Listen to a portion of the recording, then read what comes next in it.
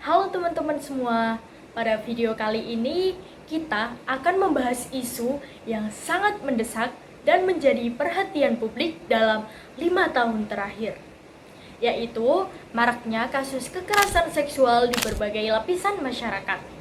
Informasi ini kita rangkum dari berbagai pemberitaan nasional dari tahun 2021 sampai 2026. Tujuan pembahasan ini bukan untuk membuka luka, melainkan untuk memahami pola kejahatan ini agar kita bisa lebih waspada dan memperkuat perlindungan bagi sesama. Mari kita bedah fenomena ini.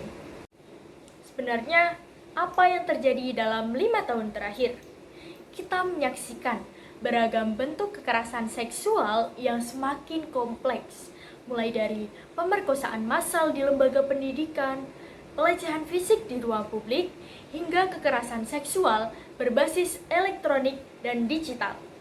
Kasus-kasus ini tidak hanya melibatkan kekerasan fisik, tetapi juga manipulasi psikologis dan ancaman penyebaran konten pribadi atau revenge porn yang merusak masa depan seseorang. Nah, kira-kira siapa aja sih yang terdampak? Data juga menunjukkan bahwa korban berasal dari berbagai latar belakang. Ada santriwati, mahasiswi, karyawan swasta, hingga anak-anak di bawah umur. Namun, hal yang paling memprihatinkan adalah profil pelaku. Seringkali, pelaku adalah orang-orang yang memiliki kuasa atau otoritas atas korban. Mereka bisa jadi merupakan tenaga pendidik, pimpinan institusi, atasan di tempat kerja, bahkan anggota keluarga terdekat di dalam rumah yang seharusnya menjadi tempat paling aman.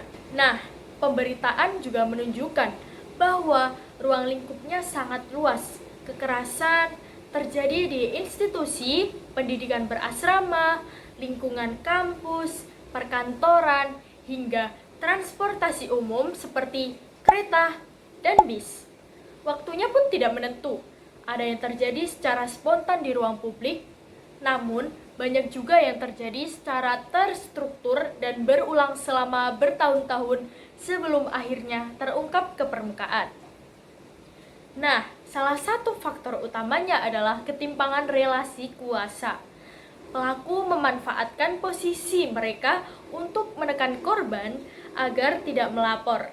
Selain itu, adanya stigma negatif terhadap korban seringkali membuat mereka takut untuk bersuara. Di beberapa lingkungan kerja, muncul fenomena syarat-syarat yang tidak wajar demi kelangsungan kontrak yang menunjukkan betapa rentannya posisi pekerja di bawah sistem yang eksploitatif.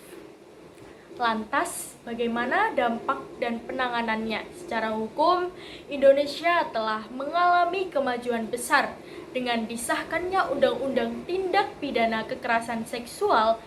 Undang-undang ini hadir untuk memastikan korban mendapatkan perlindungan, pendampingan, dan pemulihan hak-haknya. Namun, secara psikologis, dampaknya tetaplah berat. Banyak kasus dalam 5 tahun terakhir yang berakhir tragis karena korban mengalami depresi hebat. Hal ini menyadarkan kita bahwa penanganan kekerasan seksual tidak cukup dengan menghukum pelaku, tetapi juga harus mencakup pemulihan trauma korban secara menyeluruh. Nah, semua rentetan peristiwa ini menunjukkan bahwa kekerasan seksual adalah ancaman nyata yang bisa terjadi di mana saja. Munculnya berbagai kasus besar di media sosial telah membuka mata kita bahwa bungkam bukan lagi pilihan. Keberanian untuk melapor dan solidaritas masyarakat untuk mendukung penyintas adalah kunci untuk memutus rantai kekerasan ini. Kita semua memiliki tanggung jawab untuk menciptakan lingkungan yang aman, baik di dunia nyata maupun di dunia digital. Mari kita terus mengawal implementasi hukum agar tidak ada lagi ruang bagi predator seksual di sekitar kita. Terima kasih sudah menonton video ini. Semoga informasi ini bermanfaat dan meningkatkan kesadaran kita semua. Sampai jumpa di pembahasan berikutnya.